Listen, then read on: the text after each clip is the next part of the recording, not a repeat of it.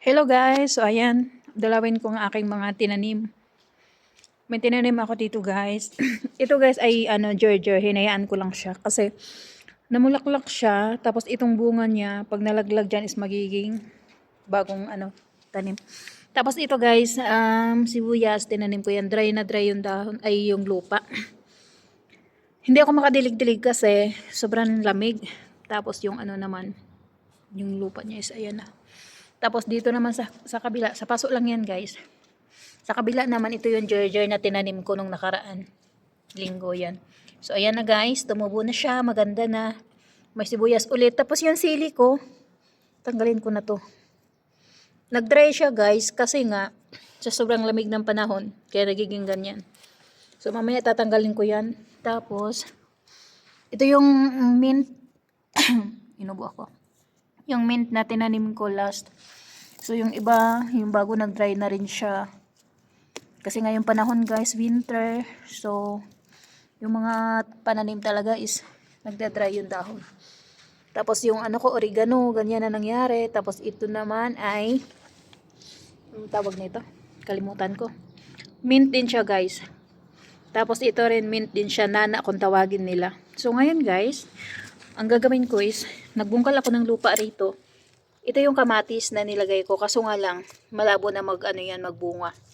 Alam ko hindi magbubunga yan. Siyempre, laking bundok tayo kaya alam. Charot. Tapos tataniman ko ng nana. Ito yung mint. Actually, malapit na ako umuwi guys. Days na lang. Ang gagawin ko lang is, magtanim ako para maalala nila ako. Ganyan. Or meron silang kukunin.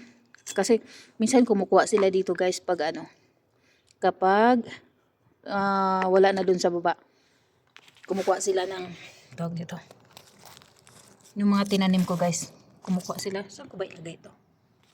Dito. Nakakatuwa naman kasi yung mga tinanim ko guys is nabubuhay talaga siya. Yan. Nakalimutan ko lang pangalan talaga itong isa. Yan, ilang araw na lang guys, araw na lang talaga yung binibilang is uuwi na ako ng Pinas. Pero nagtanim pa din ako. Kasi gusto ko kasi na makita nila na kahit ganun umuwi na ako may tinatanim pa din ako para sa kanila. Yan. Nakalimutan ko talaga yung pangalan nito. Mabango din to pag nilalagay sa tea. Tapos, yung isa naman, dito ko na lang itanim sa kabila kasi meron na siya dyan. Dito ko na lang itanim. Yan.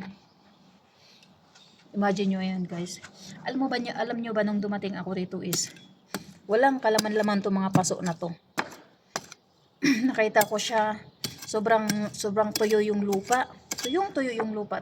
Tapos, parang mga kalahati lang, ganun. Kalahati lang yung laman ng lupa.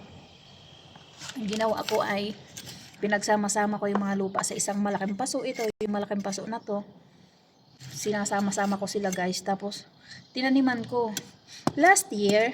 Ang ganda lang ng mga tanim ko dito na kamatis guys, kamatis, sili, yan. So ginanyan ko lang siya, pinapahiga ko lang kasi tawag nito, para maganda. Kasi yung ugat niya is parang yung pahiga. So, ayan lang. Ayan yung mga tanim ko. Uuwi man ako ng Pinas. O, ayan, may makukuha sila. Yun lang. Thank you.